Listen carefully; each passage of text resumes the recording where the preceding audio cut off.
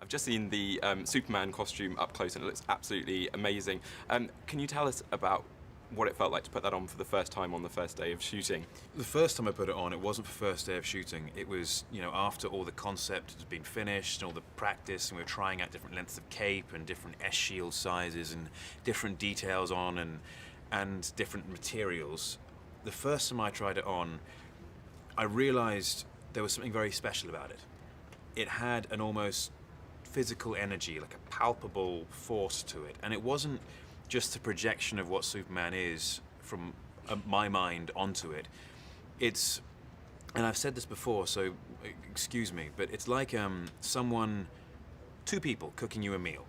And in the same kitchen, same ingredients, and you were just as hungry each time you ate the meal. But for some reason, one was a lot better than the other. And it's because love was put into it. Love was put into the cooking. And the same goes for this.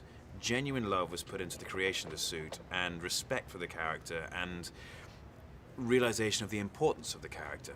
And so it held this fantastic energy. And even when I look at it now, there's something very, very special about it. And so when I put it on for the first time, I felt that. And I'm going to take that moment with me, until the day I die.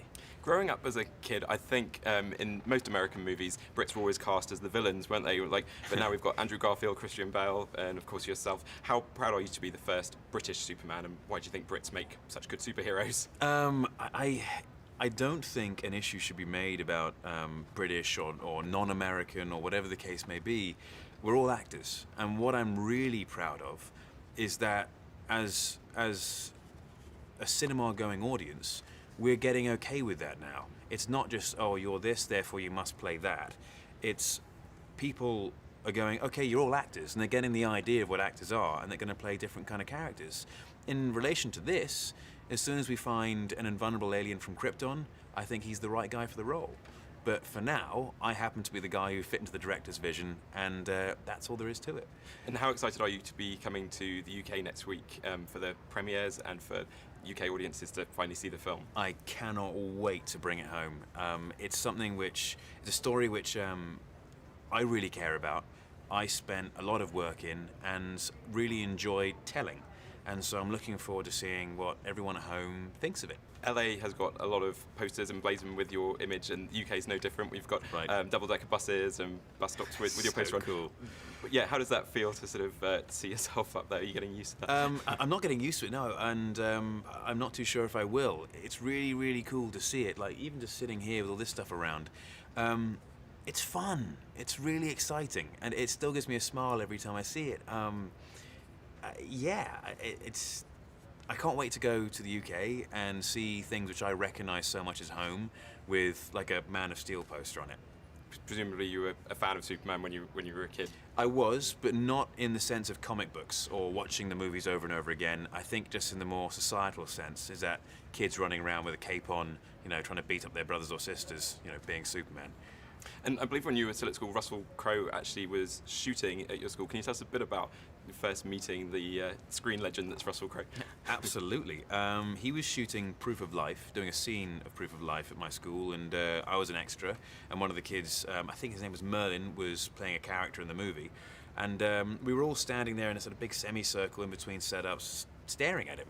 And I thought, we look a bit awkward and weird, and one, it's also a little rude to be staring at someone, so I walked up and stuck my hand out and said, "Hi, my name's Henry, I'm thinking of becoming an actor, what's it like, should I go for it?" And he said, "It's great, the pay's great, and it's all good fun, but sometimes they don't treat you so good." And then everyone sort of came up and wanted to get autographs and everything, and I didn't want to bother him, so I didn't ask. But he very generously, 2 days later, sent me an Aussie rugby jersey, some Vegemite, a band CD, and some Australian sweets.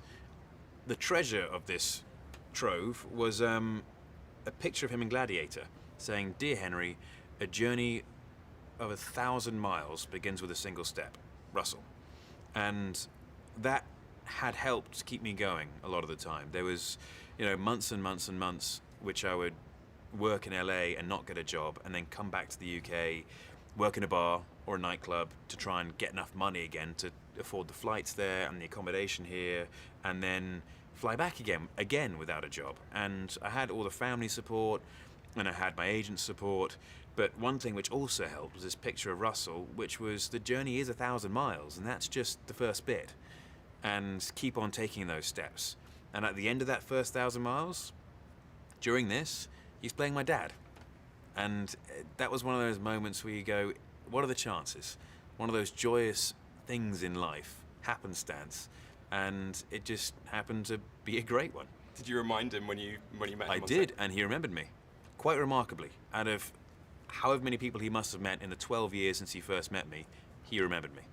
When Superman's first testing out his power of flight, it's an incredible sequence. I think he flies past the White Cliffs of Dover. Am I right? There was a nod to you being British. I don't know if it was a nod. I think it's just a recognisable landmark. Yeah, you're obviously in great physical shape for Immortals, and you've done the same for Superman. How much dedication does it take, and how important is it to you that you look physically powerful as Superman? A lot of dedication. It takes a lot of time, and you've got to really want it.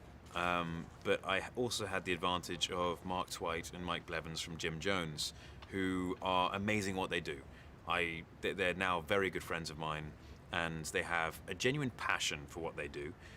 They know what they're doing. They have a great knowledge of training and also understanding of the necessity of evolution of training. But above all else, they understand the psychological effects and the exhaustion of everyday life, and how to break someone in the gym every day is not a healthy thing to do. And there'll be times where they will break you to push you and to realize that you can push past boundaries which you didn't realize you could push past. And they taught me that. And so there's times they push you very hard and other times where they take it very, very easy on you because they know they need to. They understand the importance of that. As far as the importance of the character and his physicality goes for me, it was vital that I represented the character from the comic books properly. And he's a very physical character.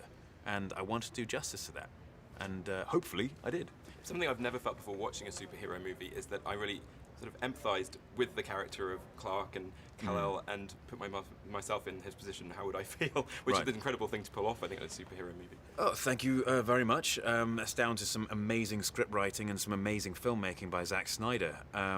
It just was... The one thing which I really like about this movie and this version of Superman is that it's asking very real questions. What would it feel like for a being who realized he's not from here and he doesn't know why he can do what he does, but he does know that he can't share it with anyone, and no one really understands what it's like to be him. People can sympathize, but they can't empathize that what he's going through, and not being able to ever truly hug someone, for example, to never make a real friend because you can never truly open up. And that must be quite a lonely and exhausting existence. But we see a charming, flirty, almost like playful side of him, don't we, when he meets Lois Lane? How much did you enjoy creating that relationship with Amy Adams? Amy's such a fantastic actress. It was very easy to do, and it was just pulling the stuff from the pages and, you know, acting it out. I think the characters, Lois and Clark, they really open up each other's perspectives to a new world which they didn't realize existed. And in that, there's a very important story. And to play that was a lot of fun, and to act with Amy was amazing because she's incredibly talented. Henry Cavill, thanks very much. Thank you very much. Thanks, that's awesome. Thanks.